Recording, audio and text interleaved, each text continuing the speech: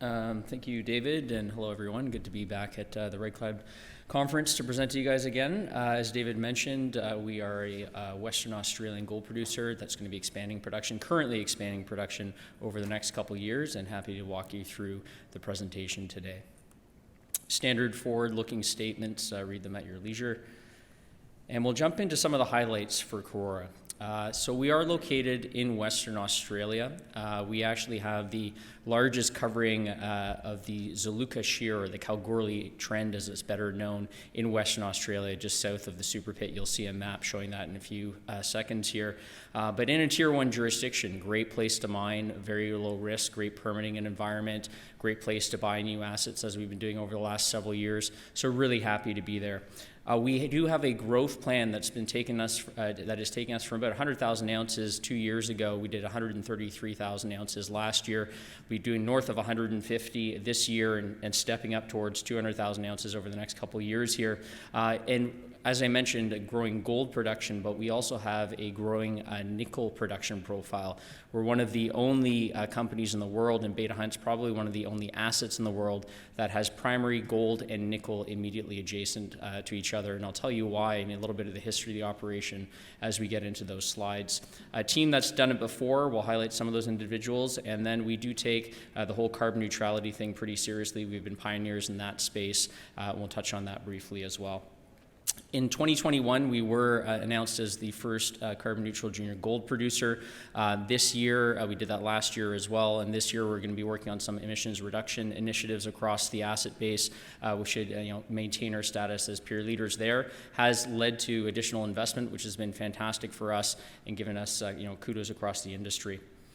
There's the map I was talking about on the right-hand side. So lots of you will certainly be aware of the KCGHM Super Pit. About 100 million ounces is coming out of that page that you're looking at right now.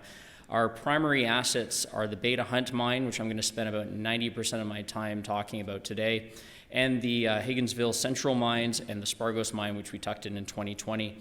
You see in the light shaded green, I don't know how well it's showing up on those screens there, the Karora tenements, which are 1,900 square kilometers. That is the largest coverage of that primary shear zone that hosts all of those large deposits. So the Golden Mile area is 60 million ounces, Goldfield St. Ives, which is right next door to us, right across the fence, 14 million ounces, Norseman to the south, 6 million ounces. We own the most land on the shear that hosts all of those deposits, even more than Goldfields themselves. So great place to be, not only from a growing production standpoint, but from an exploration standpoint as well. We have two milling centers, the Higginsville mill, 1.6 million tons per annum, and then just at the top of the page there, located even closer to our Beta Hunt mine, is the Lakewood mill, which we acquired in April of last year and was a huge success for us in terms of de-risking our growth plan that we had laid out to the market. So two milling centers, three sort of mines feeding them, Beta Hunt being the biggest one. This is one slide where we do highlight that transaction. It was a 1 million ton per annum mill. Now, why would we go out and acquire the mill when in mid-2021, when we laid out our growth plan, we talked about expanding that Higginsville mill that's located in the center of the page? Probably no surprise to anyone here. As we went out for tender for a lot of our parts, the original CapEx quotes had increased dramatically from 2021 numbers. And I'll just give you a rough sense here. It was about $60 million initially to expand the Higginsville mill. That increased to about $100 million by the time we'd circled back with all of the contractors. So huge inflationary pressures across the board. But we had a backup plan prepared for that eventuality, and that was to acquire a nearby producing or fully functioning mill. We did that in April of last year. We bought that 1 million tons per annum for less than the cost of that expansion would be. It was an $80 million purchase price, Australian dollars. We had a $69 million Canadian bought deal that was very successful to finance that. Reason for that, of course, being that it was de-risking something where we saw a lot of other projects around the world really struggling with CapEx increases. So really important acquisition for us. We got the keys in August. I'm going to show you the impact on our production chart here, but basically got that additional 1 million tons per annum 1 year ahead of our original schedule, which we've been reaping the benefits of since we took over. Here's a production chart I was talking about. It starts in mid-2019 when we acquired the Higginsville mine and mills. I'm not going to go that far back in history, but what you see there is steadily delivering production quarter after quarter after quarter, 25,000 ounces. But as you get towards the right-hand side of the graph, obviously you see those numbers start to come up. And we did just under 40,000 ounces in the fourth quarter of last year, which netted us 134,000 ounces in 2022, beating, towards the top end of our guidance with respect to production. You also see those all-in sustaining costs coming down. So something that we've been focused on since we took over the company was attacking that cost line. So you see that orange line trending down and to the right, except for one very notable, what I call blip in the radar, and that is highlighted at the bottom there. In March of last year, it was the first time that Western Australia had opened up its borders to the world and the rest of Australia in 627 days. So what did that bring with it? Of course, the first wave of COVID. It impacted us to the tune of $300 an ounce. So that's why you see AISC go up for that one quarter. But importantly, you see us tackle those in the next 2 quarters.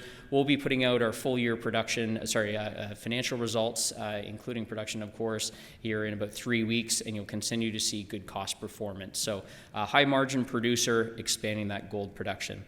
In terms of where we're going, there's several milestones that we show on this page right here. I mentioned at the beginning of the presentation, we're expanding to that 200,000 ounce a year mark over the next couple of years, also expanding nickel production. But one of the key factors, we actually just press released an update on it this morning, that's getting us there is the addition of a second decline at Beta Hunt, and we'll take a look at that here in a second. But we have, for all intents and purposes, completed that second decline and are currently working on ventilation. We also recently announced major increases in resources and reserves. Resources increased right across the board. Reserves did as well. For context here, since 2019, this asset base has grown from about 400,000 ounces in resource to well north of 2.5 million in total. So it's getting larger and larger very, very rapidly, which has been fantastic, and a reflection of us removing some very onerous royalties that had burdened these two asset bases for a very long period of time. We did that back in 2020. We also have a large nickel resource. You see 33,000 nickel tons or 32,000 nickel tons there at the bottom at 2.7%. For context, in its history, Beta Hunt produced 66,000 nickel tons, so we have half of what was historically produced there in 40 years already, and we'll talk about that just at the end. Here's how we're getting from that roughly 100,000 ounces to 200,000 ounces over the next couple of years, primarily driven by Beta Hunt. We are adding a second decline at Beta Hunt, and what we've been done with the first decline is operating very steadily at 1 to actually just over 1 million tons per annum. We're effectively copying and pasting that productivity and that throughput rate with the addition of this second decline, which we announced this morning is actually completed in terms of the development ahead of schedule, and believe it or not, even a bit below budget, which has been fantastic. Over the course of 2023, we are adding 3 ventilation raises in there. The first one is complete. Second 2 will happen over the next several quarters here. And at the end of 2023, we'll be able to start doing the additional stope development work to ramp up that throughput rate towards 2 million tons per annum over the course of 2024. So in a really strong position, doing what we've done already for the last 3 years, and you saw that in the production chart, and it's all performing very, very well. In fact, it says 100,000 tons on this page right here. We've had some months that are over 110,000 tons per month. So you do the math there, and you see where Beta Hunt can go. It's a large bulk tonnage operation that's performing very, very well. In terms of resource growth, so I mentioned over 500% in resource growth over the last several years. Where has it come from? It's come from what you see on this page right here. This is a plan view here showing all those gold areas that you see are these very large vertical gold shear zones that we currently mine. We're mining Western Flanks and A Zone predominantly right now. Western Flanks can range up to 30 meters wide in terms of our stopes. So very, very large stopes. We've added no fewer than 9 new shear zones. So that's where those ounce additions are coming from. Very continuous vertical shear zones. They continue until you hit one of those major faults. You see 2 shown on this page here, the Alpha Island Fault and the Gamma Fault. Why is that important? Particularly south of the Gamma Fault is where it's all virgin territory. We are drilling that right now. We've discovered a lot of nickel down there as well as gold. But another key factor at Beta Hunt that's a large contributor, sorry, I'm going to go back to the slide for 1 second, is the fact that we actually have over 400 kilometers of underground development already in place. Now, how is that possible? I alluded to it a little bit earlier. It was a nickel mine for the better part of 40 years. All the development was put in place to mine the nickel. We've been using that to expand and mine the gold. Karora is the first company to ever own both the gold and the nickel rights at Beta Hunt, which is why the gold was left for so long at Beta Hunt. They didn't have the rights to mine it. We now own both those rights and are mining gold and pivoting back into nickel given where things are. I'm going to show you the relationship between gold and nickel because it's very important at Beta Hunt to understand how we can use the same infrastructure to mine both areas. So on the right-hand side, we've had this cross-section in the presentation for over a year and a half for a very good reason. That's an area called the Larkin Zone, one of our new gold shear zones that we discovered. When we wound back a major royalty at Beta Hunt in the latter part of 2020, we went right through all the existing underground development. You see that crosscut that's shown there along the bottom there, and we washed all the walls. We found what we thought was another shear zone, sampled the wall, found 14 meters of 5 grams per ton. Looked really good.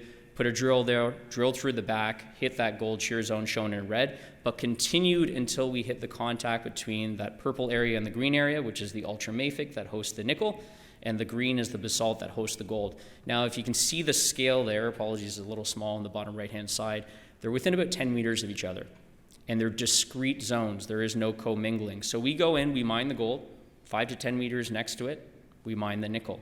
Great ground conditions. That underground development was in place for 25 years. No ground support required. We open stope, no backfill required, which is how we generate such high margins at these grades. So just a really good example to show you how close these two units are. Now, the obvious next question to ask about the nickel is how do you process it? We've been shipping that nickel about 400 kilometers to the north to BHP's Leinster concentrator. In June of last year, they restarted their Kambalda concentrator, which is just 4 kilometers down the road. We do not have to build a nickel concentrating facility. BHP buys the ore right from surface. We take it up the decline. They buy it in 3,000-ton lots, and they process it and pay us for the metal content. So really good relationship and really good for us from a byproduct credit perspective. So I mentioned the 33,000 nickel tons. This is a breakdown of where it sits, but let's get to the bottom line here. It's 2.8, 2.7% massive sulfide nickel, which is a great place to be. And we put out a PEA on the nickel in August of last year. Now, I promise you the numbers on this page are right. If I draw your attention to the third bullet point, the initial capital investment to bring on that production profile is just $7 million Australian. How is that possible? You can probably guess. All of the infrastructure is in place. We're going 5 meters left instead of 5 meters right to mine the nickel instead of the gold. So we can bring that on for an extremely low amount of capital. We're actually doing some remnant mining right now. We get about $35 an ounce in byproduct credits from the remnant mining in older areas of the mine. But this is virgin territory. Once we get that additional ventilation in place at the end of this year, we'll be able to go in there and develop some of these areas and really ramp up that nickel over the course of 24 and 25. It'll bring us to around 2,000 nickel tons or contained metal per year, which can drive all-in sustaining costs, byproduct credits, well north of $100 an ounce. So excited to get there, and certainly a very unique setup having gold and nickel next to each other like that. How much bigger can the nickel get? So this is one of my favorite slides. If I could point on the page and make this a lot easier, but if you look at the plan view on the left-hand side there, so I mentioned a really important fault called the Gamma Fault. So you can see the Gamma Fault is this dotted line on the right-hand side of the page in the left section there. South of that Gamma Island Fault, they never intercepted or could never find the nickel that had been mined to the left side of that fault for 40 years. So all those red dots is where the nickel was historically mined. Why couldn't they find it? Well, basically, to cut a long story short, the block had moved up by about 80 meters. So when they drilled through it and they hit nothing, they thought that there was no more nickel there, but they had a very interesting surface drill hole that was 1.2 kilometers away that was 10 meters of 11% nickel. We drifted through that fault, drilled a whole bunch of upper holes, and we hit the massive sulfide nickel in all 25 of the holes. Our discovery hole, as we like to call it at Karora, was 4.6 meters of 11% nickel. So we knew we'd found the continuation of those historical zones on the other side of Gamma. Fast forward through to today, that 32,000 nickel ton resource I mentioned is in those 2 green boxes. South of the Gamma fault, we've gone about 800 meters of strike length. 400 meters away is that 10 meters of 11% nickel, pretty good indication that the nickel continues. And then we've got another 1.8 kilometers or 2.6 kilometers of total strike length to our property boundary. So 32,000 nickel tons in resource today. We're going to be updating that next week, by the way. Can this get a lot bigger? The potential is certainly there. What we need to do is continue to drill. We will be doing that predominantly next year, get that additional ventilation underground, more equipment, more people, more drills, and we'll be attacking the nickel more next year. But that initial PEA was a 7-year mine life, which is a great place for us to start. But the nickel story is really just getting started at Beta Hunt. And here's a number that's pretty impressive, I think. At current spot nickel prices, there's $1.3 billion worth of nickel in resource at Beta Hunt today that you can start mining for $7 million. Very little value for that in our stock as it stands right now, but that's about just under 2x our market cap right now today in nickel, and that's all the gold for free. So very, very interesting for sure. Higginsville, I see that, the timer is starting to tick down here. Higginsville, I touched on briefly. Higginsville was absolutely crucial for us over the first 3 years of taking over this company to get us to where we are today. It was a significant ounce contributor, a series of open pits and undergrounds, still contributing ounces today for sure, but as Beta Hunt ramps up north of that 2 million ton per annum mark, it's eating up more of our processing capacity. So Beta Hunt really is 95% of the story, but we certainly have a great resource endowment at Higginsville, particularly down to the south. Mount Henry's got over 1 million ounces at around 1.4 grams, but that won't be replacing any of the ounces that are coming out of Beta Hunt into our mills. In terms of where we can re-rate, everybody's got an opinion on this, of course, but we're trending towards that 200,000 ounce a year mark plus nickel. Certainly lots of movement left to come, and I'll probably just finish on this slide right here. Great coverage coverage from the analysts. David does a great job for us. Great shareholders. It's been a fun ride over the last several years in terms of stock price performance as well. And I think I'll probably leave it there. Give some time for some questions and